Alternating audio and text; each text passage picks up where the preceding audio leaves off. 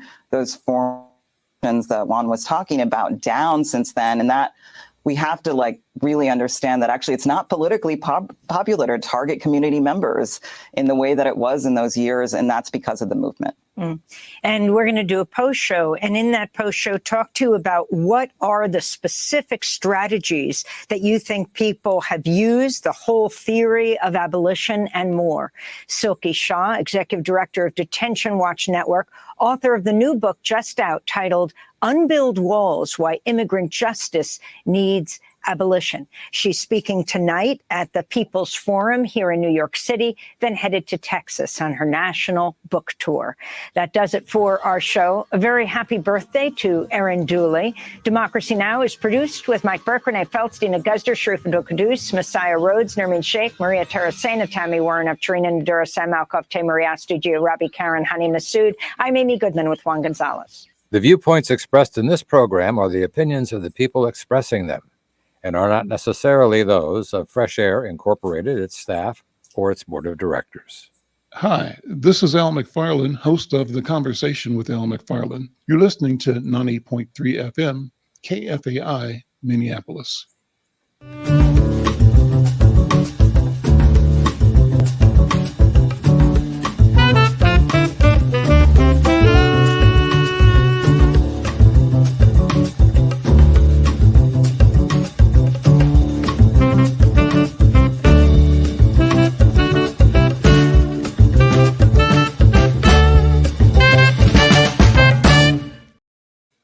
I'm Al McFarlane. Welcome to The Conversation with Al McFarlane. I'm glad to be here and glad to have you along as well. I just love KFAI. I love listening to Amy Goodman, all the stories, all the information, all the analyses, and I'm so pleased and honored to follow her. I think she's doing magnificent public affairs, civic affairs, journalism that's both local and global. We aim to do the same, and hopefully, can be regarded in a light that elevates the importance of civic engagement, community involvement, of liberty and freedom for everyone, everywhere. Well, kudos to Amy Goodman. Kudos to our colleagues here at KFAI. I want to begin by, again, thanking all of you who are joining us, not only on the radio, but those who join us across any of the social media platforms. We're streaming live through YouTube on both the Black Press of America channel and on the Inside News channel. We'd love to have you be a subscriber, member, cost you nothing, get you notification whenever we're live. You go to Inside News YouTube/Inside News MN, and you have a chance there to subscribe, like, and share. We'd love to have your comments as well. And if you have a question or a comment, an angle, an attitude, something that you don't like, drop us a note in the comment section. But not only are we streaming live on YouTube, we're streaming live to LinkedIn, to Twitter, and to Facebook as well. So wherever you are, here on the radio live or on any of the streaming platforms that we're part of, we thank you. Mosey over to the YouTube channel and become a subscriber, a member. I want to begin also inviting you to a week of special programming starting next Monday. The Conversation with Al McFarlane is going to be broadcasting every day here on KFAI, every day except Thursday. But Monday, Tuesday, Wednesday, and then again Friday, and for the first time ever, Saturday. We're calling this George Floyd Week. And our intention is to call attention to the event, the history, the background, and the solutions that we're bringing to the challenges of community, all of which were exacerbated by what we experienced with the murder of George Floyd. So that's going to be our focus next week. Let people know. We'll be promoting this throughout the week, this week here on KFAI. We want you to be involved, you to be in tune. And the unique thing is that we'll be broadcasting the show every day live from George Floyd Square.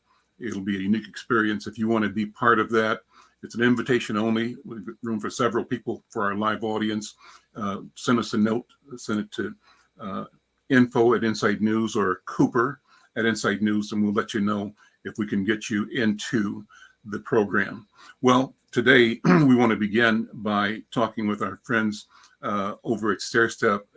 Alfred Babington Johnson has been here for several days, helping bring attention to another phenomenal event, the first of its kind, being held on Saturday, 25 May. That's Saturday, a week from now, a week from this Saturday. And that event is called Minnesota Soul. Brother Babington, how you doing, man? I'm doing well, Al, and it's always a blessing to see you. Well, it's a pleasure to see you. I enjoy being in your company, and I enjoy lifting up the marvelous work you do in community, as a family, as a leader in community, and the convening that you do. And what you're doing coming up on the 25th is a massive convening event. Impressive undertaking, but no one better to do it than you. Tell us about it, and in the process, invite people to show up and to be part of a powerful experience of community. Amen. Thank you, Al. And I guess first and foremost, I have to say God is good. God provides opportunity, and then I think intends that we walk into that opportunity in ways that are consistent with his will for our lives and his purpose for all mankind. So we are excited on the 25th of May, as you said, that Saturday of Memorial Day, and during the season of remembering George Floyd and all that happened as a result of his murder. We thank God that we were able to come together with a commitment to community, but with a celebration that is community. When we come together on the 25th of May, Al, it's going to be a good time, you know. I don't know when, but even as I'm talking about this, is it possible that my brother, my colleague, our partner in crime, Billy Steele, might join us in here? Because I want to say something about this legend. And there he is. For those who are listening on the radio, there he is. We're watching each other on video. So, yeah. Billy Steele, brother, good to see you. Welcome to the conversation. Always good to see you, Al, and my brother Babington. Hey, man, I want to say he is a legend inside of a legend. You know, Billy, on his own merits, is such an impact player in our community, not just in terms of the creative force that he brings, but the soul that he brings. There's something special about this brother, and we believe that in what we're going to experience on the 25th of May, we're going to have that kind of experience in which we're calling the exhibitors in this session, we're calling them griot. Which is a term that's typically used for those who are storytellers, those who carry forward the narrative of the community in the village. You know, clearly Billy is such a one. You know, his life and his works are that which lift us up. You know, and so in this season, Al, we're gonna have a bunch of folk who recognize that they are griot, that their creative energy is part of the ongoing lift of our community. And just, I'm excited, perhaps you can tell, I'm as excited as I could be about this coming forward. God's doing the work. Billy, what's the role you're going to play? What are you going to do? You know what, man? I'm going to play the role that I love to play, and that's music. You know, music underscores our community. In fact, all of our lives are underscored through music. And what they put together with Stairstep Foundation has allowed us to be a part of is absolutely outstanding.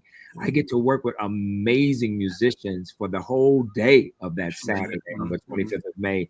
And we get to do what we do that God gave us. God gives us all these amazing gifts. Yeah. And it's always interesting when I see all these different genres of music come together under one roof to give God glory and praise through the gifts that we have to give him and to give his people. You know, the Bible always talks about how we should love each other.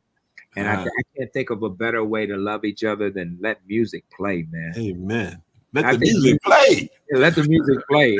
It allows us to commingle, man. You know, I tell people growing up in Gary, Indiana, going to the barber shops in Gary, Indiana, where I learned how to grow to be a young man, to be a man. And man, you talking about the music? Man, the music will start playing, and old and young both be bobbing our heads because it connected everybody. It's kind of like hymns. I always call music hymns. So, you know, hymns connect generations of people, and music does that. Stevie Wonder said music is the universal language. I said absolutely. In my travels all across this world, to be able to go to India with my brother JD and work on a project there, and actually just hear music in the streets and see how people responded to music. That's what this day is really about. Yeah. A lot of things on the table that we talk about that our communities may be suffering through or may be excited about.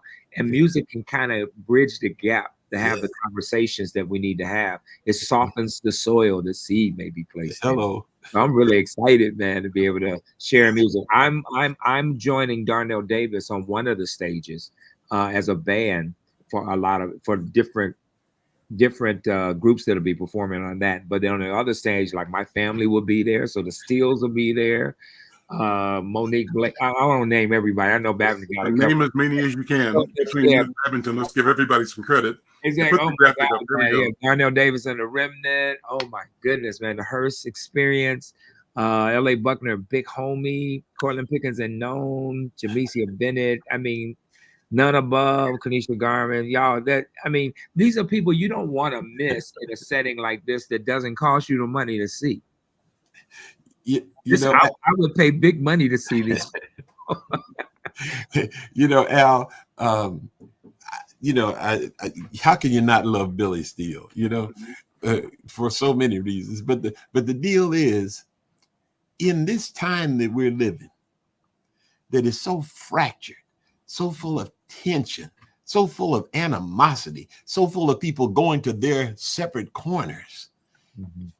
We need to unleash the power of community and in this creative coming together. We're looking for something that'll lift folk. And send them out with a sense of, hey, I'm going to make it better. I'm going to be better. I'm going to make it better. I'm going to connect to my brother. I'm to my sister. We're going to walk together in this space called community. That's not a place of hate. That's not a place of animosity.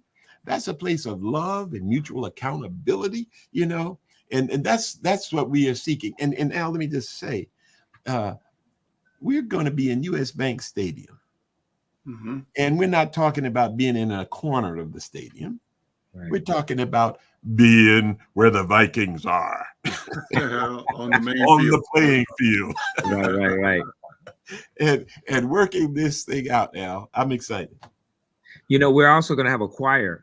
So if you don't like gospel music, man, I don't know why, because that's the feel-good music of our. It's historically probably one of the more authentic music genres of America, and gospel music and blues. So when you come, you'll get to hear our choir from Fellowship Missionary Baptist Church will join with Greater Friendship Baptist Church, with Spirit and Truth Worship Center Choir, and with New Salem Baptist Church. We're going to all come together with like 75 or so choir members, and we're going to sing for about 40 something minutes and just kill it. And the band's going to be, we're going to have a blast. It's going to be on the top. And let me say this, Al. I'm going to seek out from Billy, because, they have rehearsals. I'm going to seek out for him the dates and the times of those rehearsals. Now, do not be surprised if you look at the choir and you scan the baritone section, if you don't find your brother singing there, lifting up his voice with the crew. Babington, did you get my email about the rehearsals? No, I didn't. Oh, man, I'm trying to figure out. You did it with that disappearing ink again? Listen, Billy, just as you're talking about your worldwide travels, you open up a whole field of questions for me, and I'm going to take a couple of seconds to ask you to walk around your career. Somebody might not know who the Steels are, so talk about who are the Steels. And you mentioned growing up in Indiana, where you guys have come from is phenomenal, and what you've done, and not only here in Minnesota but around the planet, is phenomenal. So I want to give you some time to stretch out a little bit and letting people know this path that you have been on. And this path that you really are. Billy, what do you think? Well, I'm the youngest of 6 siblings. Wow. And we're originally from Gary, Indiana. Now, as the youngest, JD was born in 1780. But anyways, JD Fred came here first to Minnesota, right? And then we all followed them, right? They used to sing as children. My dad used to take them to open for Mahalia Jackson and a lot of gospel greats, James Cleveland and them back in the day. They would go to Detroit and Chicago regionally in the area. So when we moved here, Gerald came afterwards, of course. Gerald and JD and Fred formed the group, the Steels, the JD Steel Singers, with Ginger Commodore singing them, joining them actually. And they all sang together. Javita and I were on the way. So when Javita and I got here, JD was directing the Rams Majestic Choir at Pilgrim Baptist Church. JD was already making noise. He was singing everywhere, from churches to nightclubs, the old Felties and the Party Train back in the days. I didn't know they was doing all that worldly music. So I was like, I'm sorry, Mom, I can't be doing all that. I got to be a church now. So I would go to Pilgrim and play every now and then with them. But I wasn't officially part of the JD Steel Singers until they was like, you family, so why you acting? So I said, okay, I guess I'll join them. But I joined Sounds of Blackness first. They got mad at me. So anyways, the Steels have been here singing. They joined forces with Prince, the artist formerly known as Prince, however you want to say his title. And they became these legends, even Gerald with Prayer Home Companion. So my family is very well known throughout the world. And JD and I worked on a lot of creative projects that have taken he and I to places I didn't expect to go with my oldest brother. And that's why I brought up India, because that was the only time anybody in my family's ever been there. And he and I got a chance to go and do, with Rita Mustafi, the Katha dancers, to do a Hindu project in India, which was really different. And of course, me being a church boy, I was asking Rita, I said, Rita, is there some churches around here? And our first rehearsal was next to a Christian fellowship church. I was like, that's hilarious. But we had a blast, and we had a couple of days off. We traveled to Agra to see the Taj Mahal. And to be able to do that with my eldest brother was just priceless. But his creativity has opened so many. I mean, he did the orphanages in Africa. So Kenya or Uganda? Which one was it? Kenya. Kenya, was it Eldoret? Is that the name of the place? Eldoret? I don't remember the place. Okay. I know there's a whole video and stuff that he did to share over there. He was going every year, and it was about 85 children. I think he was working. He developed a big choir. He did a big, and they make their own instruments. So the Steels have been everywhere. I mean, I could go on, and that could take a while. But let me put you on the spot now. Are you by your keyboard, or is your keyboard in your mind? Let me hear some keyboard in your mind. Keyboard in my mind. Right? He has perfect pitch. Right. So what you asking me? Do something improv. Do something improv. Yeah. Okay. Give people a sample. He understands each tear you shed. Yeah. God understands every burden you bear. Don't worry about what your friends say, y'all. Just know that he's an understanding God. My. That's a mic drop, brother. Thank you so much. Babington, make the invitation, and then we're going to move on. Yeah, Billy mentioned Ginger Commodore. She's going to be there too with MPLS. Listen, it's live and it's happening. The 25th of May. And while you're talking, there's a video we can show. The people won't be able to see it on the radio, but those who are watching can see it. Can you drop the video on, Cooper? And go ahead, Babington, keep sharing. May 25th, U.S. Bank Stadium. It's going to be a hopping good time. Everything, as Billy said, from extraordinary quiet. Listen, you want to be there on time. You want to be there right away, because there's not a moment to be lost. There's not a memory to be cast aside. You want to be there May 25th, U.S. Bank Stadium. Al McFarlane's going to be there, I bet you. And you should be too. And it's free to you and to me. There we go. And Brother, thank you so much. Dance and art. Awesome. There's a lot there, y'all. Y'all don't want to miss this. Is beautiful. Hallelujah. Well, gentlemen, thank you so much. Thank you so much, Al. All right, and we'll get another couple of swings at this before Saturday. So keep it going. Billy, you can't keep me out of the rehearsal. Conversation with Al McFarlane. Thank you for being here. I'm going to continue the conversation.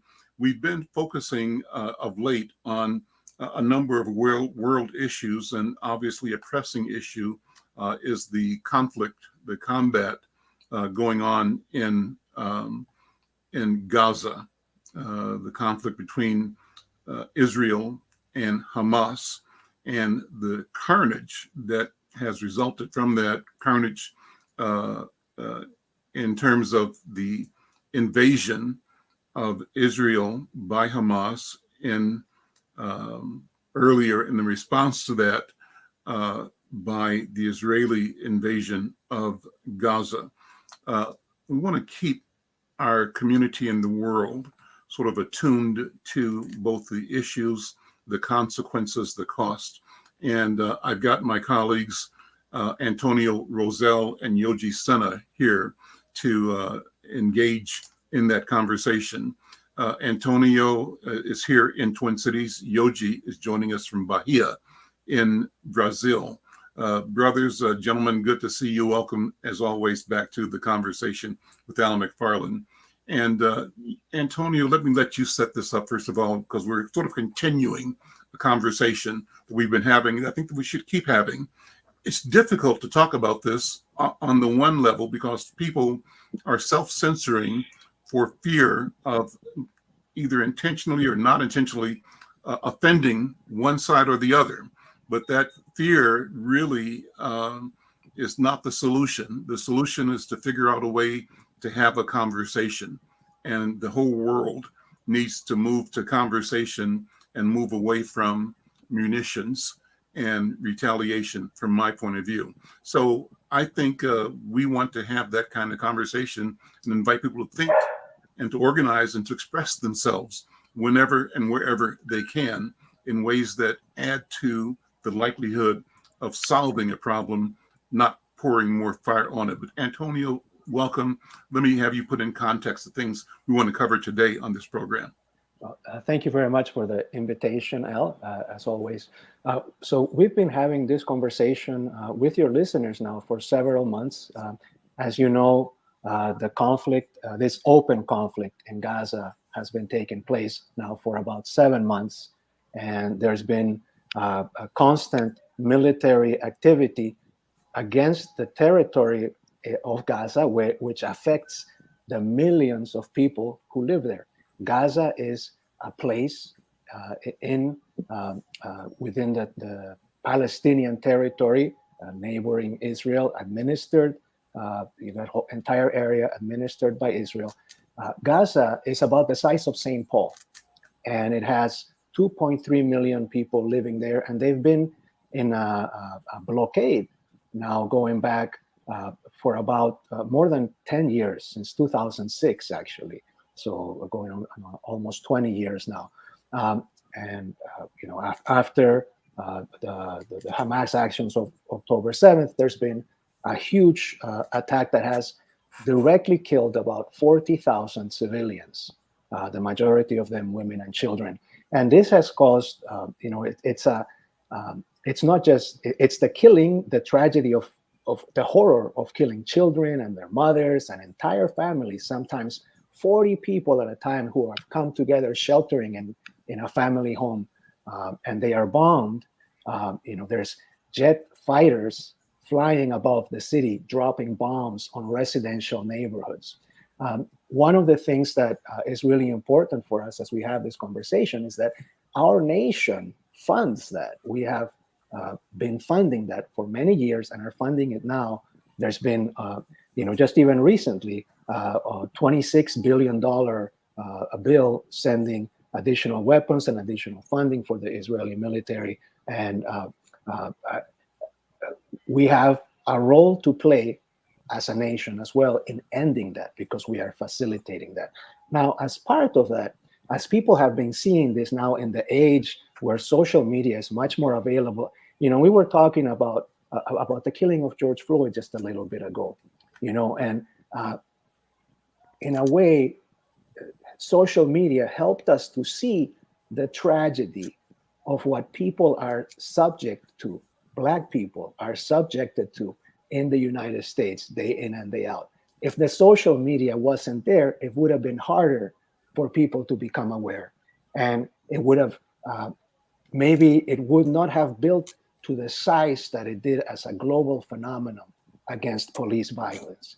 In the same way, today, because of the availability of social media, we are able to see live 24 hours a day, 7 days a week for the last 7 months, tremendously horrible actions against defenseless women, defenseless children, defenseless older people, defenseless men who are just living their life with their families in a place where life is already very hard and being destroyed by an industrial scale slaughter. So that is turning hearts worldwide and in a way, our innate qualities as humans, we have, God is inside all of us, and part of what God is fellowship and brotherhood and solidarity and feeling for the other, right? And so throughout the world, people have kind of, it's like the wool has been removed from their eyes, and they are seeing the terrible nature of these crimes that are being committed.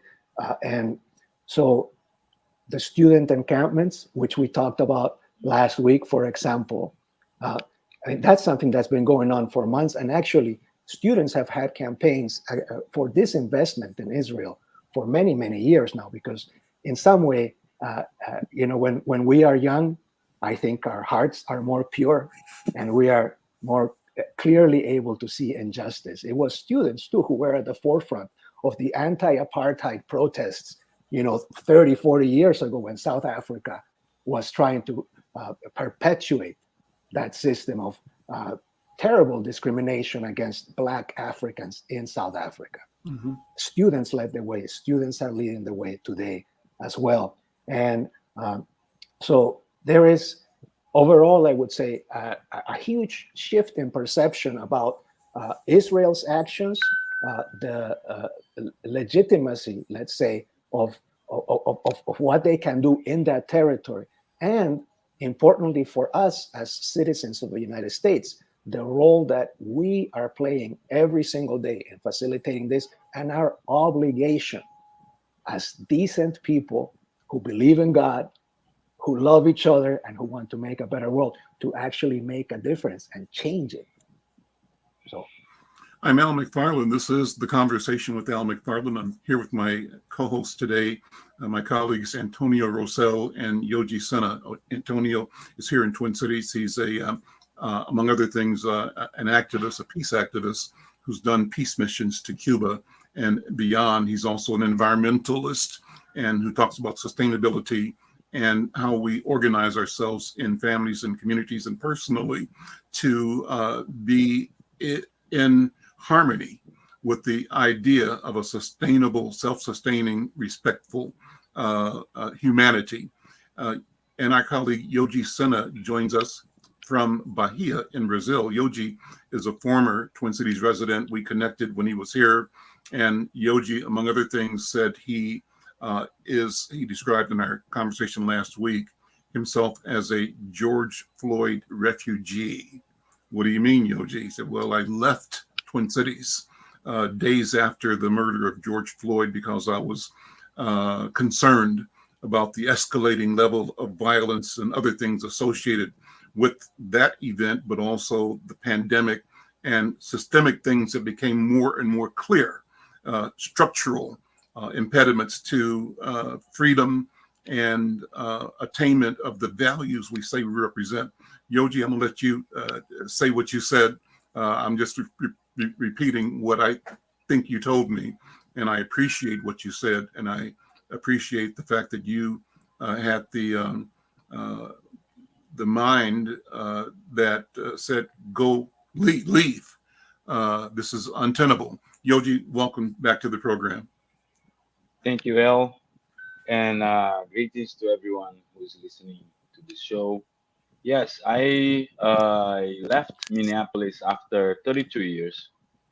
I live 2 blocks away from where George Floyd was assassinated by the police. And I, in a certain way, knew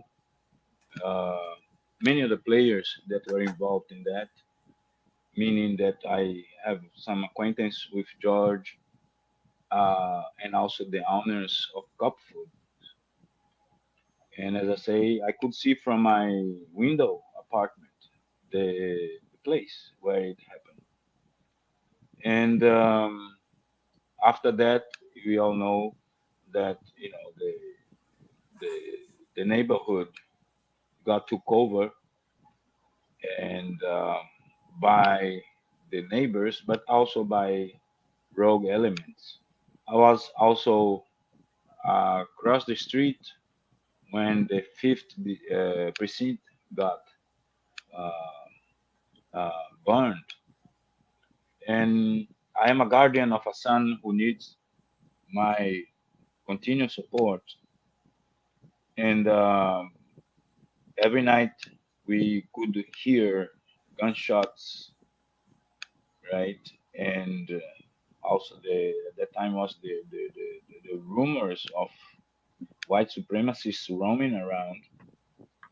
And that coupled with the 32 years with many experiences of bad interactions with the police and experience of racism that got exacerbated uh, by the election of the orange person.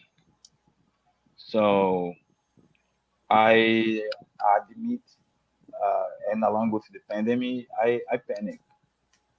And my thought was, if if it is gonna happen that I'm gonna die, I will prefer to die where I was born. And also for a sense of protection of my son to be in a place uh, that was more embracing. Um, and this is what motivated us to come back here. Even though that here things are not very different as far as police brutality, right? Where I live, what 3 4 days ago, uh, youth being killed by a retaliatory action of the police. Uh, so yeah, Minneapolis, it lives in my heart. I learned a lot of things. I made a lot of friends. I have family in Minneapolis. I have 6 kids that are Minneapolitan. So it is with pain that I left, but at the same time with relief. So that experience, you know, made me realize um, things about the United States that sometimes, for example, this last week, I found myself in a viral Instagram post of a Christian person, one of those Christian influencers. He used a clip experience that I have in the Minneapolis School of Barbering on Lake Street, where I was harassed and instigated by the owner, and that I have the nerve of filming while it was happening, and it's still I suffer abuse for as well support, but mostly it's abuse for my attitude. You know, I was hostigated uh, for being a foreigner, clearly for being a black person, and for being a client asking for my right as a client. But maybe sometimes be a client and a black person doesn't match in the mind of other people, so the treatment is different. So it is. As I say, sometimes I'm very skeptical and resort to have a cynical attitude about things. And I think as mechanism of defense as a tool of coping with it, because I feel that I feel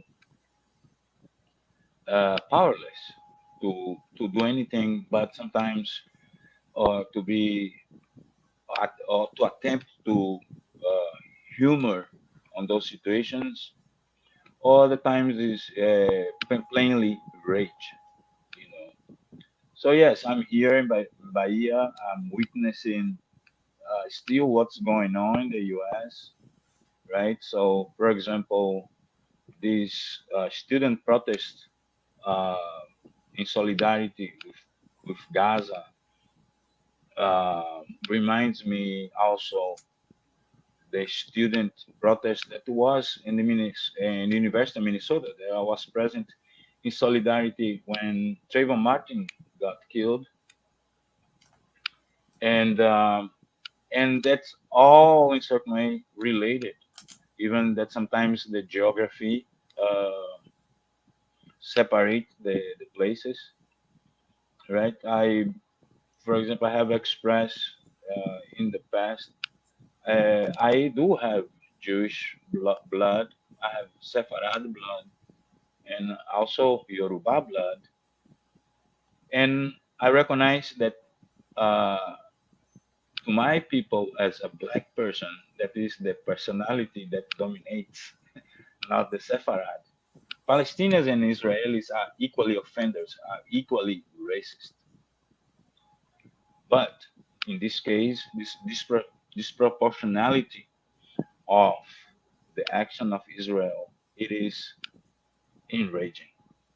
You know, people sometimes don't know. And uh, Palestine and in Gaza, there is a big uh, black population, big African descent population of peregrines that went to Mecca and couldn't return home.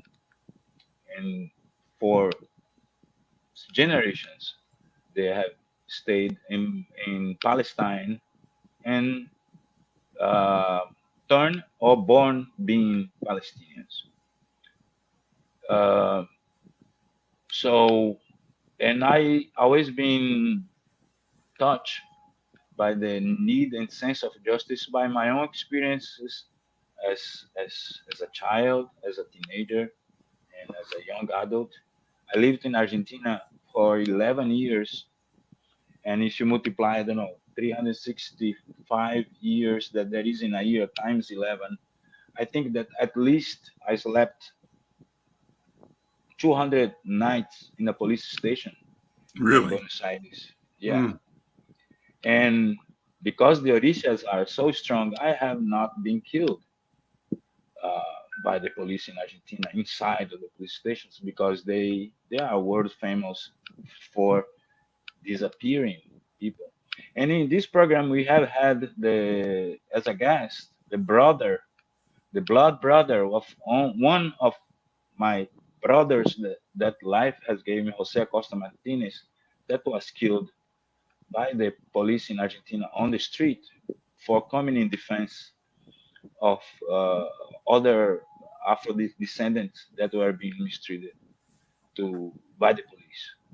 So, of course, in this moment, as a descendant of enslaved people, I have to solidarize myself with who are suffering unjustly, regardless that the Palestinians in some moments are racist towards people like me.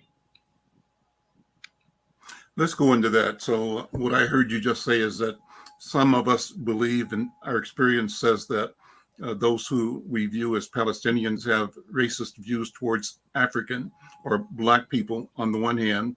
But despite that, you feel that there's a larger question about the presence of Black people in Israel or in Gaza that is part of today's conflict.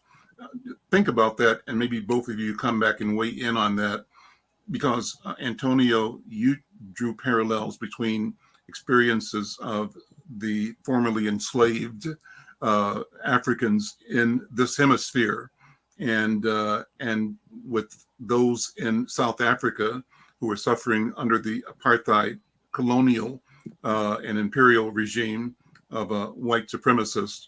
And how does that tie into, if it is, does it all, the experience of people of color, of Black, of African, and of Arab people in Gaza, Palestine.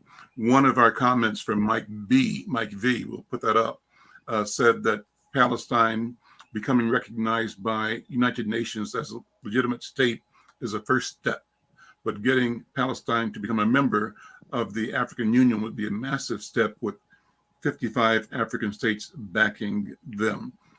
Talk about Africa and the position of South Africa and Africa in the conflict in Gaza, if there's a relationship there.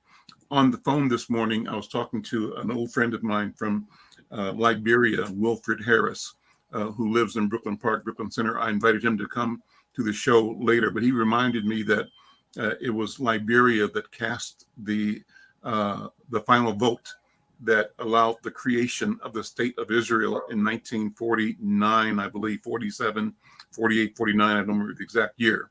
And so the question becomes, what is this connection between Africa and the creation of Israel?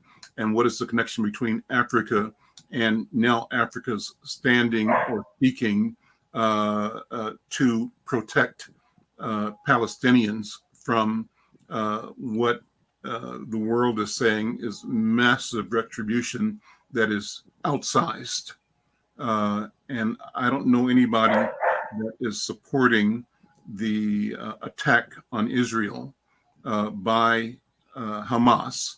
But I also don't know anybody who is supporting the massive retribution that's cost, I think, over 35,000 or so lives of people in Gaza as a result of this conflict and escalation.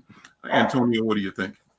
Well, I think it's very important to highlight the role of South Africa in responding to these actions, which the International Court of Justice says are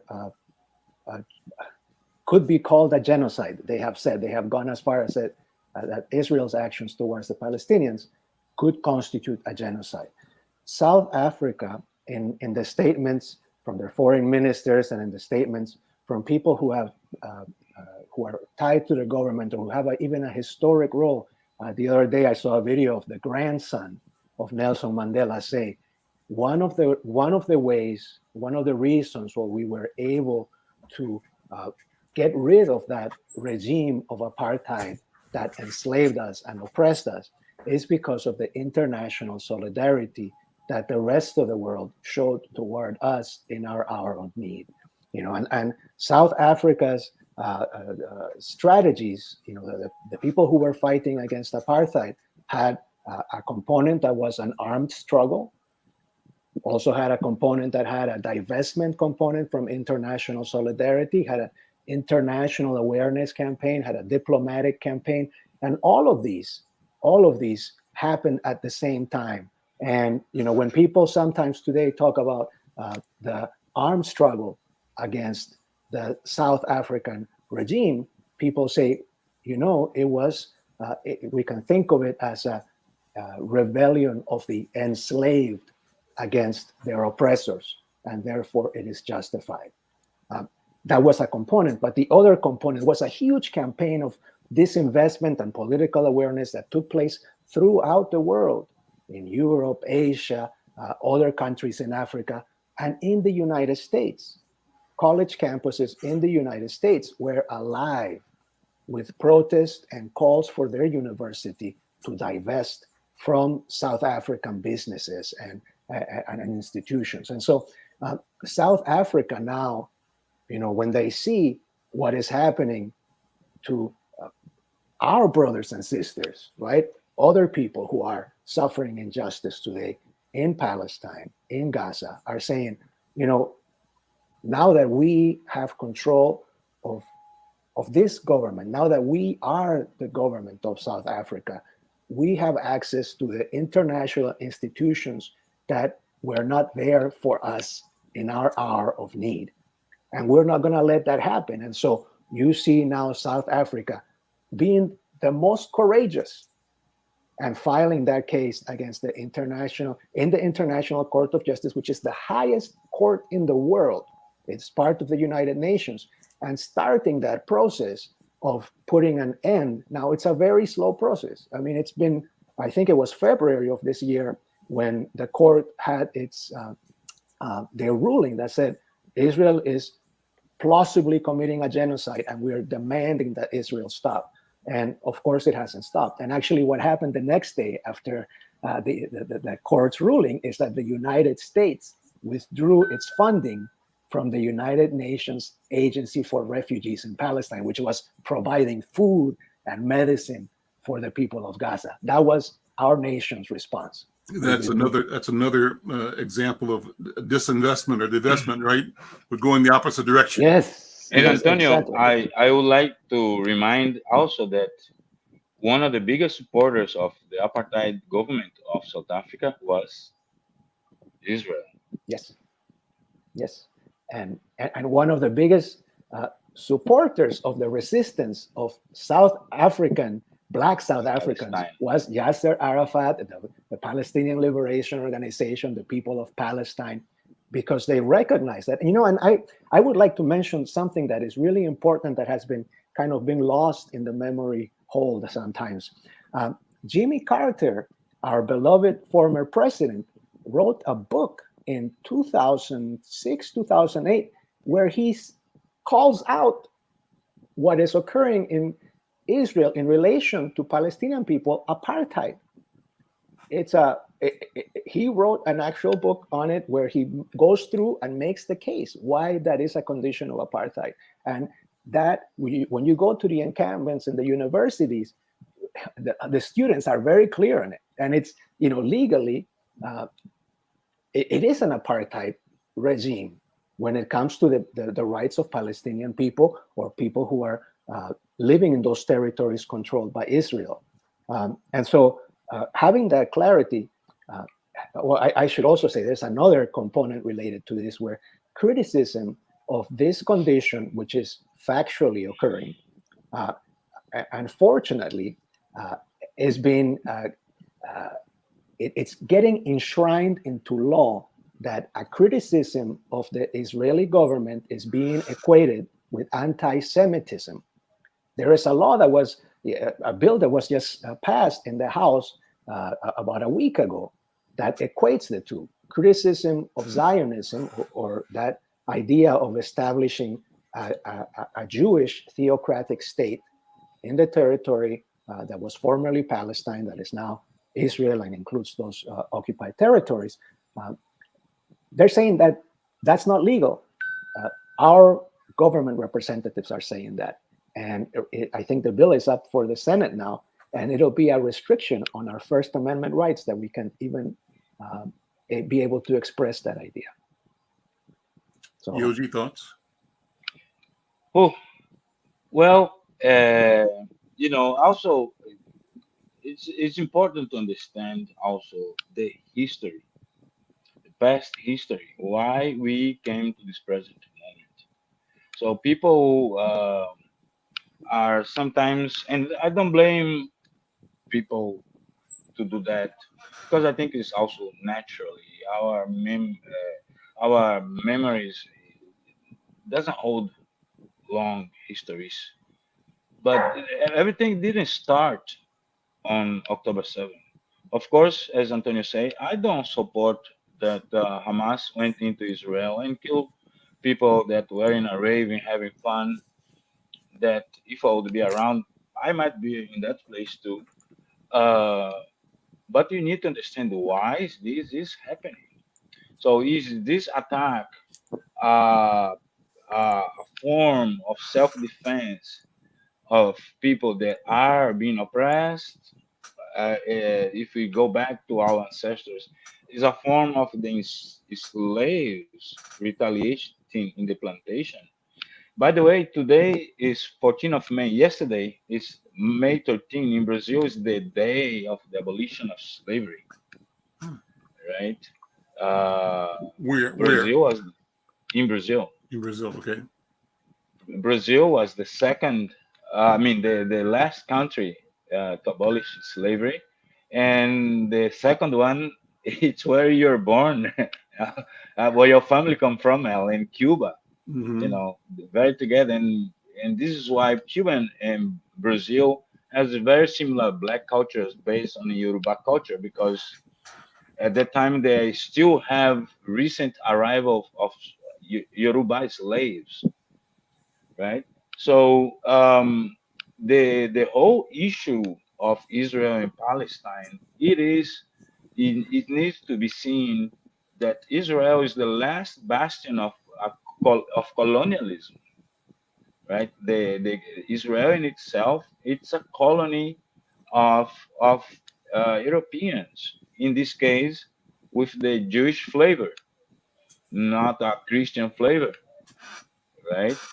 And you know that the Jews are in certain way, as you can say it, divided and being Ashkenazim and Sephardim, right? And in other degree, the Mizraim.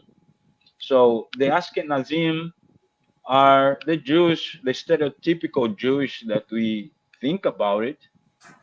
That is the one that dominates the narrative in the world. Jewish, and in the Jewish world are the Jewish of blonde eyes, blonde hair and blue eyes. That they say they are this descendant of the Khazars. I don't know if you ever heard of the Khazars. So there was a Jewish kingdom around where is Azerbaijan throughout the Middle Ages. Ashkenazi means German in Hebrew. As Sepharad means Spain, right? And there is a distinguish. And this Mizrahi is the Jewish from the Maghreb, from Iraq, uh, and the Arab countries.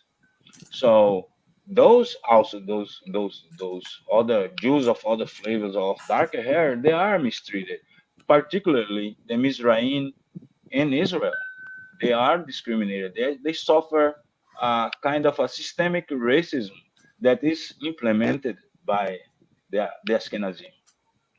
You And know, so so if you is that the connection from, as you see it, a connection that we loosely describe either colonialism or imperial or supremacist, that's yes, Eurocentric? Is that at play? it's Eurocentric. Yes. So the Ashkenazim start moving into Israel around the disintegration, the Ottoman Empire, right? And that was in certain way uh, sponsored by the English government as a polite form of get rid of their Jews sent back. But Palestine at the time, in the beginning of the 20th century, that was inhabited by the Jews that get expelled from Spain, Portugal 500 years prior, and they are darker, right? So there was a huge influx of Ashkenazim Jews that displaced not only the Arabs but the Sepharad Jews. So if you notice in the news when they're showing about Gaza nowadays, yesterday, you're gonna see also a lot of black Israeli soldiers that are Ethiopian Jews from the Beta Israel, the House of Israel. And so there are Jews that don't have the same background as the European Jews, right? Certain books, certain events, like the Beta Israel, they don't know about Hanukkah because they went away before those events happened. So there are several experiences of being Jews that are dominated by the Jews that imposes the European experience into other Jews also and the Arabs that were in the land. And those Arabs that are not only Arab doesn't equate to be Muslim. So there are Arab Jews and there are Arab Christians. Palestinians, part of the Palestinians are Christians. Many of the holy places for Christians is in the uh, Palestinian territory. Bethlehem, it's in Palestine.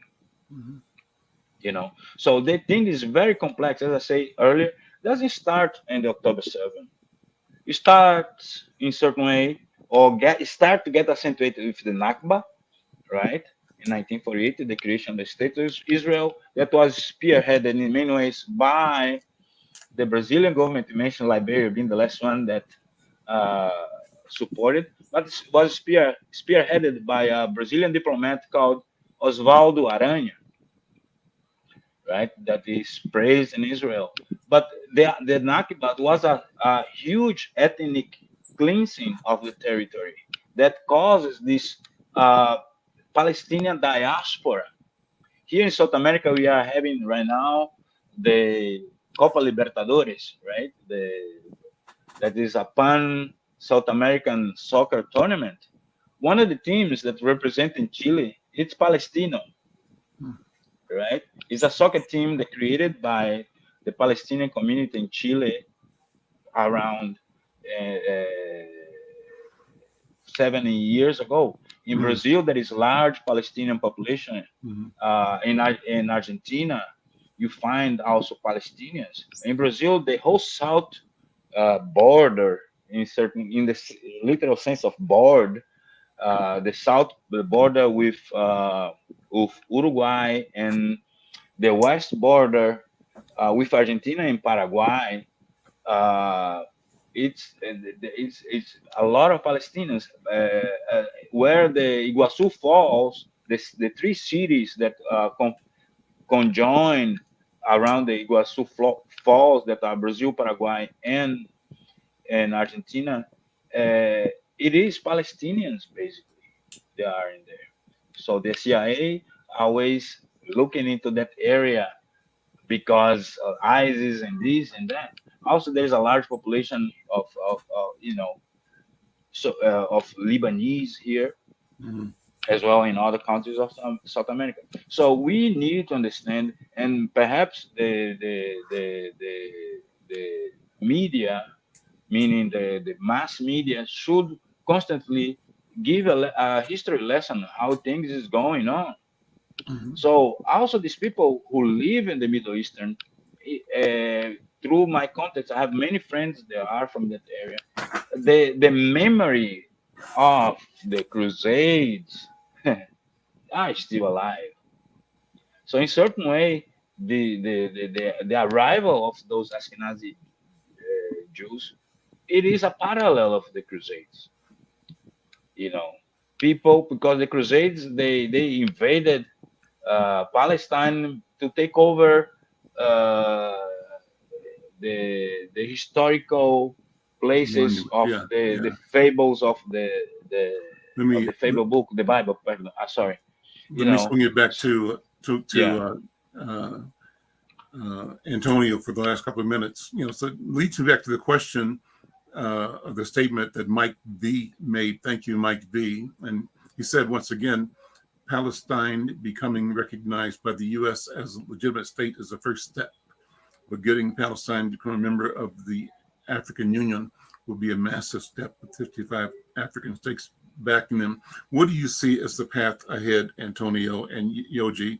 How do we recognize the legitimacy of all of the people in the region, and how do you see structuring a future that sustains life for everyone? Is that possible?